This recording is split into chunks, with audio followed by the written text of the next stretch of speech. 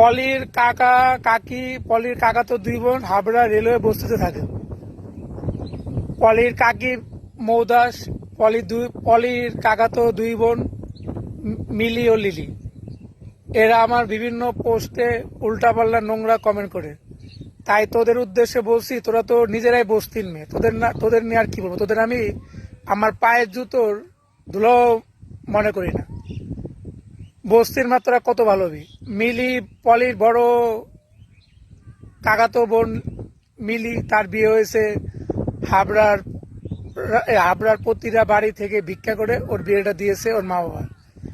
পলির ছোট কাকাতো বোন লিলি, তার বিয়ে হয়েছে, বিয়ের আগেই সে মেয়ে প্রেগনেন্ট।